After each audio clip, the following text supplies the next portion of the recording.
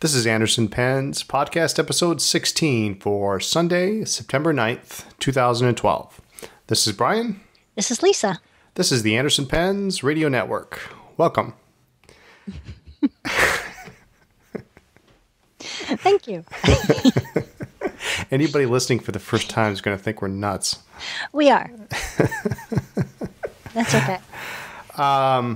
I thought this week we'd start off with a discussion about nib sizes. What? Just jump right in. Jump right in. All right. Right? Size does matter. Size matters. When it comes to pens, size matters. Although theoretically speaking, the pen only writes on the tipping, and therefore size really doesn't matter. But that's a discussion for a different day, I suppose. Or a Duke. Or a Duke, that's correct. There's often a lot of talk about nib sizes and nib numbers, and often you'll hear terms such as this pen has a number 6 nib. Sometimes it's pretty hard to know what that means without having some kind of point of reference. And if you're new to the hobby, that means absolutely nothing to you. So let's try to demystify that.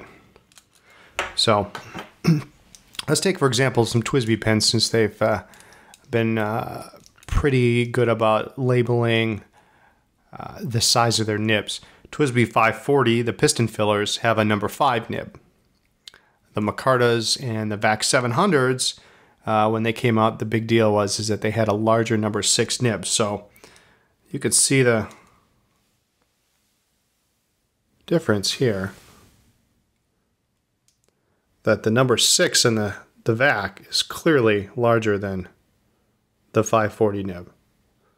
So generally speaking, sizes of nibs run in from size 2 to 8 in even increments.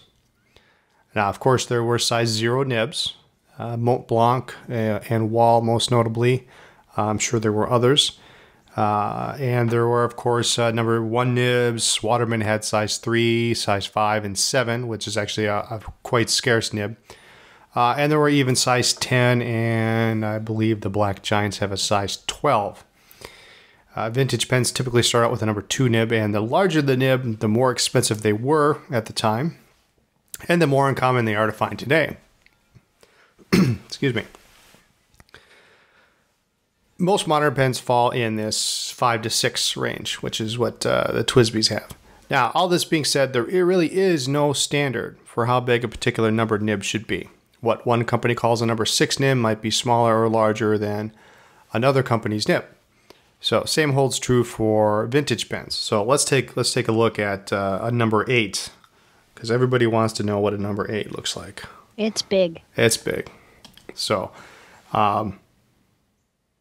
first pen I'm going to show is a Lincoln, and this is a warranted number 8 nib. Okay, it's an okay size nib. It's not huge. Let's compare that next to a Waterman number 8. That's one big nib. It's sometimes referred to as a shovel here in Wisconsin. When the snow gets deep, we whip out the Waterman 18s and we take care of the snow that way. So obviously there's a bit of a discrepancy there. I mean, that's a pretty huge nib. Now, But they're both number 8 nibs. They're both marked number 8. That's correct. Right. So I'm going to carefully put the cap back on the Waterman. Now, let's take a look at number 6. So this is where it's going to get interesting. So here I have 2 pens. This one right here, this mottled hard rubber beauty, is a vintage Edison from St. Petersburg, Virginia. And the other one here is a Waterman. So it's a number 6. Those are pretty similar. But if we bring this Lincoln pen back into the picture, you notice that what these two are referred to as a 6 is the same size as this warranted number 8. So clearly there are some variances there. So dip pens, they're in a league of their own. And actually this whole part of the show was brought up because our remote correspondent, Mike Byler, who texts me every day, practically, with all sorts of things he finds. I should say tortures me every day with all sorts of things he finds. We were having a discussion on the size of this Bard Brothers nib that he found. But dip pens are in a league of their own. What can you say about all this? Well, if a pen says it has a number 8 nib, we can pretty much, pretty safe to say that it's may very well be the largest size nib that particular manufacturer made. But it doesn't really indicate how big it is in relation to other manufacturers' nibs. So this you can only get through experience in handling a good deal of pens to get an idea of it. I would say the Waterman, the shovel here is, it's on the outlier side. They're big. So anyway, that's a little rundown on some nib sizes. But speaking of experience in handling some pens, I guess this leads into our next discussion that we had earlier this morning is pen books. Yep, absolutely. A PCA member emailed me this week looking for information on a certain pen book, which caused us to think about our own library of books. Now, sometimes pen books can be a little pricey, at least compared to a paperback novel you pick up at your local bookstore. But pen books should be considered more like an actual investment. It's a worthwhile price to pay to have relevant, accurate information, plus gorgeous pictures, all in one spot. We have a large collection, I think, of pen-related books, and we have a longer list of books we still want to purchase. There are books that have been written about all sorts of specific brands, different eras, different styles or filling systems of pens. So part of what you might buy depends on what you personally collect or what you're interested in. Yeah, there are several good, reliable books for newbies, new collectors. Probably one of the best is Paul Areno's Fountain Pens Past and Present. And that book holds a special spot in my heart. Is that the one we're in? It is the one that we're in. On one of the latter pages of the book, some of our pens are photographed there together. Regina Martini has a book called Pens and Pencils, a Collector Handbook. It's a little bit older book. I don't have the date handy, but it has some black and white images. But it's a good, inexpensive book for a beginner, and it shows a wide array of pens in that book. Collectible Fountain Pens by Glenn Bowen is a classic. It's a bigger book. It's all in black and white, and it dates back from has prices from 1998. I think it was originally published in '82, but there's ads, and it covers only the big four, so Parker, Schaefer, Waterman, and Wall Eversharp. But it's a very good reference for those four brands. Yep, some great pictures. Some of the ads are really entertaining and really helpful. Yeah. Yeah, and the prices, of course, now are laughable. $100 for a Mandarin duofold, but I'll take 10. And that's one thing you're not going to find in a lot of books is prices.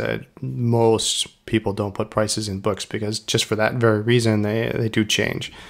And I guess lastly, any book by Jonathan Steinberg, he has a number of them that cover multiple brands, and some of his typically do include a good portion of European pens. They're all worth having for starters. Now, most of these books that I've just mentioned are probably in the $25 to $35 range, so they're pretty inexpensive, all things considering. If you decide that you want to focus on a particular brand, of course, there are specific books for Parker's has really the best coverage, dual fold, 51s, vacuumatics. Yep. They're a little bit more expensive, but they're worth it to get real concentrated coverage. Maybe Todd, there's a book on Maybe Todd, which actually is Great now, one. yeah, it's very excellent book. I believe it's out of print now, but the Pelican book. I mean, there's books for most brands, so those are all good books. So, yep, lots of great pictures and really wonderful resources. So don't pass it up just because it's a little bit maybe pricey, more than you might think. Yeah, I know when I started collecting, that was one of the pieces of advice I always heard. Everybody said, buy the book before the pen. And at the time, I remember thinking, well, that's crazy because I'm going to spend $50 on this book. I could buy 2 pens with that. 2 pens? You know? Well, at the time. I mean, I was buying oversized balances for $30, but... I'll take 2. I'll take 2. But they're well worth the investment. So... Yep, absolutely. You know, websites go down or the information, you know, may be changed or removed. But if you have the book, you know, you keep it forever and the pictures are just beautiful. Yeah. And it's not uncommon to find people who are downsizing and then they'll sell off their books. So you can even find them on some of the pen forums used, which is, for me, I don't really care. As long as it's in good condition, any book is better than no book. So. Yep. There you go. There it is. And I guess, where are we going to be putting all our books? We will be putting our books in the new pen room. The new pen room. What a good transition. What a transition, huh? Like a real professional here. All right. So the pen room. Oh my gosh. The floor is almost done with the cement and the leveling. And the flooring, I think, will go down this week. Very excited to see our spice bamboo flooring. Oh, yep. It's been in our lobby in huge stacks. I've been using it almost like a countertop. There are that many boxes, but I'll be glad to get that out of there and on the floor. Everything has been drywalled, sanded, and primed by Carpenter Joe. And Brian and I were, I think, overly ambitious yesterday. And we decided to put on the first coat of paint. I mean, we've renovated practically our whole house by ourselves. And so, you know, a coat of paint was nothing, but I think we're a little out of shape. So we did the first coat on the ceiling and the walls, and I think we're happy to leave the rest to Joe for Monday. Yep. Painting ceilings is not our favorite thing, and it's hard on the back. So we decided to do our second favorite thing and use the heat gun and strip and sand the old dingy paint from the stairs, which personally I find to be kind of soothing, actually. And next weekend we'll stain and poly them, and we'll be in business. Joe's got some bookcases to make for the pens and the ink, and then some additional bookcases underneath a 15-foot long countertop that will have, I think, 5 bookcases for all of our pen worlds, all of our pennants, all of our pen books, and it'll have most of Brian's Esterbrook display cases on top. 5 bookcases? Well, if it's 15 feet long, that's 5 bookcases, 3 feet wide. Okay. Just sound like a lot. Well, it is a lot. We have a lot of stuff. We have a lot of pen stuff. Think about all your desk sets alone. We need more than that. All these guys right up here? Yeah. And over, yeah. Yeah, everywhere. What else have you been up to? Yesterday, for those of you who don't know, I was on the FP Geeks Fountain Pen Radio broadcast.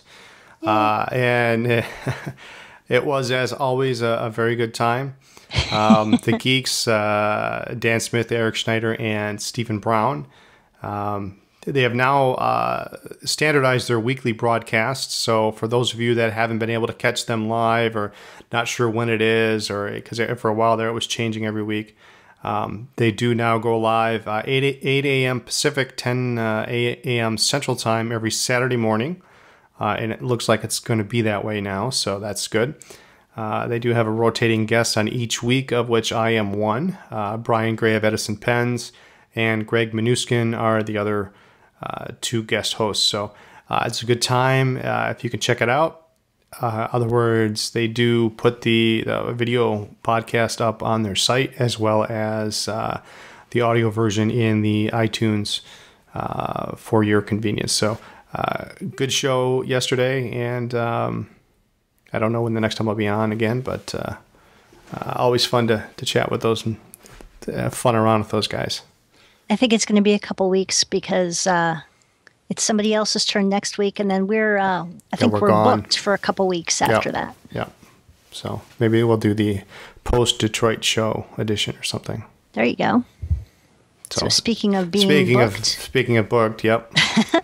2 weeks, oh my God, until the Dallas Pen Show. I didn't say We've it. already I didn't started packing, and now I need to figure out where to go to rent a semi-tractor trailer, a big 18-wheeler. We just keep thinking we can fit more stuff. Can we add a hitch to the truck, maybe? We could have put a maybe a little hitch trailer on the Acura. Yeah. There you go. With a bed, so we could sleep. If we move everything into the trailer, we can make the back half the Acura bed. Awesome. So anyway, Friday and Saturday, September 21st and 22nd. Our plan is to drive in Thursday, late afternoon, early evening after a gulp 20-ish hour drive. We're going to sleep hard and fast and hit the ground running on Friday morning. This particular show is a Friday-Saturday show, which was a little bit odd for us to get used to since most shows are Saturday-Sunday. Well, I think we actually like it this way a lot. We do. Organized do a good job of advertising. So Friday's usually a pretty good day. It's long. It goes longer than most shows till about 8 o'clock at night. Then by the time Saturday rolls around, Saturday night, you're done. A lot of people spend the night in Dallas that night, but we're going to pack up and drive until midnight-ish, then sleep and travel the rest of the way on Sunday. So the Friday-Saturday thing works out. But this will be our third year, and we wouldn't miss it. Love it. So, yeah, many big dealers going to be there. It's going to be a good show. A lot of great people. If you're anywhere in the vicinity, highly recommend it. Stop by, say hi. But, yeah, definitely a good show. Come and see us. Yep. The organizers do a terrific job and really friendly, really helpful staff. We always have a good show. Always a good time. And then immediately following that very next weekend is the Detroit show on September 28th, 29th. So we go from Dallas, home, do laundry, and then leave pretty much. Now, the Detroit show is a little bit smaller, but very friendly and a lot of fun. Last year, you may recall we've talked about some great buying experiences. Brian bought a bunch of pens literally out of the back of some guy's truck. And I did manage to score a terrific deal on some of my my beloved Parker Penman bottled ink. Yeah, I actually forgot about that until you mentioned it. It was some crazy deal, too, wasn't it? It was like $20 a bottle or two for like 25 or something. Yeah. I'll take 4. I think so, yeah. But no, good show. And yeah, just, it's for a smaller show. I think it was definitely well worth the trip. So. Yep. The organizers did promote it well. And in fact, there was a busload of, who was it, the Ontario Pen Club or the Toronto Pen Club? One of the Canadian pen clubs actually rented a bus and drove on down. So all of a sudden you just had this huge influx of traffic, all there for the pens. They weren't just in the hotel kind of wandering around like sometimes happens. I mean, they were there for a purpose. Yeah, that was awesome. They had a good time. Now, have we determined, last year we had this small problem at the hotel. I don't know if we've mentioned this before, but there was another convention going on at the same time. So now I'm just going to go there and I'm going to say, fountain pen collectors, we're kind of an eclectic bunch on our own. nerdy maybe might be one word that some of us might use. Geeky, I guess. But the other convention going on was a Wicca convention. Which is fine. It was actually, some of them were quite lovely. Yep. And I went in, they had some really interesting things, a lot of holistic, crystals and it's not, what you might think, but.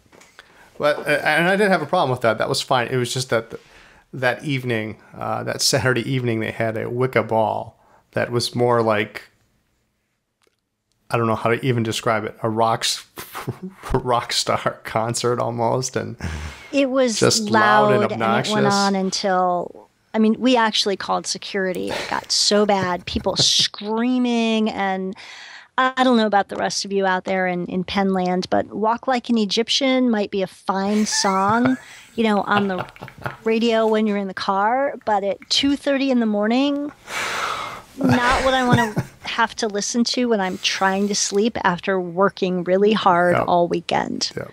So I don't think that the convention, it wasn't the convention itself. It was just the attendees. Some of the attendees, yeah. Drunk after this ball. I don't think we'll have that problem, but I don't know. It was, we always have an adventure whenever we go to a show, and that was up there in probably the top 5. Yep. So. Yeah, absolutely. Yeah, you're being generous. Top 3, probably. Well, the wedding. Well, yeah. And I don't know what's number 2, but we'll come up with something. But yeah, it was interesting. Kind of annoying. The rest of the trip had been wonderful, and the show was good, and the hotel was okay, and everything was fine except just the loud noise and the music and the screaming, and I could tell you what room ordered pizza, and it was on the first floor, and so everybody starts running up and down the hall, but we were really looking forward to some sleep, and that didn't quite happen. So all right, anyway, I just had to ask. So moving right along. There you go. Just, people out there want to know what happens at a show. It's not all about the pens sometimes. Oh. We had some web updates this week. A little bit, yep. We ordered some refillable rollerball pens a while back from both J. Herbin and Noodlers. I thought they were cool, but we weren't quite sure how well they would do. Some people are, like Brian, are die-hard fountain pen users and won't even consider a ballpoint hang rollerball. Hang on. We talked about this a few weeks back, and I actually have a vintage refillable ballpoint. Do you use it on a regular basis? I haven't used it in a while. Owning one doesn't mean you use it. Well, I use them.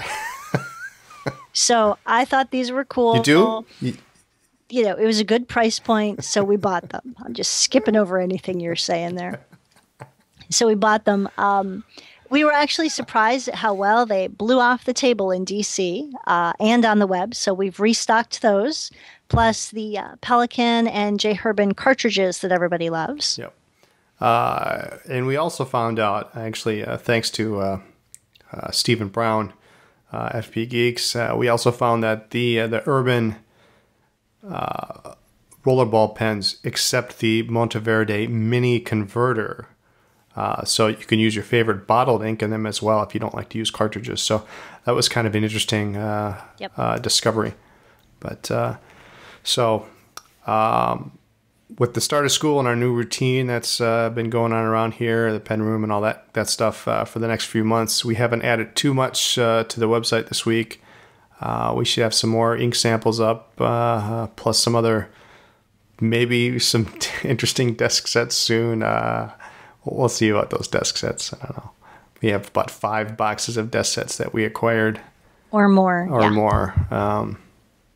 We'll see. There may be like a desk set Sunday or something that we list them. Ooh. But cool. And what else Speaking of getting rid of things. Let's not forget about the back to school giveaway. Awesome. Until October 6th, we will accept letters and postcards for our October 7th podcast drawing. We'll be in Detroit that Sunday prior, so we're going to push it off after the Pen Show podcast review. On that day, the winner will be offered his or her choice of the Monteverde Artista Crystal. I don't have one handy, but we have a picture of one up on our Facebook page. Of course, they're on the website. You're also going to get your choice of 2 packages of Pelican International cartridges and one of our very own Proper Pads notebooks. The pen color choices are clear, turquoise, which is really pretty, pink, which is kind of a muted pink. It's not a neon pink, and lime green. Cool color. Nibs are all medium. The winner will also choose from the 5 different color of Pelican Short International cartridges, sorry about that, which are brilliant black, royal blue, brilliant red, turquoise, and violet. We'll toss in one of our newly designed notebooks, and you're all set. Should mention that the pen does include a piston converter as well, so you can also use your own bottled ink in it as well. Pen, paper, and ink all to the winner. So send your entry in the form of a postcard, a letter, or a note card. No emails, texts, or other electronic entries allowed. Limit 1 per person, please. Do include your email address on your entry so that we can contact you if you're the winner. And yes, international entries are both allowed and encouraged. You bet. So mail them to us at Anderson Pens Back to School Giveaway, P.O. Box 732, Appleton, Wisconsin, 54912. The winner will be drawn randomly during the podcast on the 7th. Yep. So, anything else this week? I think we've covered it. Okay. Comment, suggestions for topics, use your pens. Write to us at Anderson Pens, P.O. Box 732, Appleton, Wisconsin, 54912. Or catch us online. Email is brian@andersonpens.net. Or lisa@andersonpens.net. You can find us on Twitter, twitter.com/andersonpens. We're also on Facebook, facebook.com/andersonpens. The website is andersonpens.net. We do have a blog, andersonpens.net/blog. Join our mailing list for advance notice of upcoming events or pre-orders. Thanks for listening to our podcast. See you again next week. Have a good week. Bye. Bye.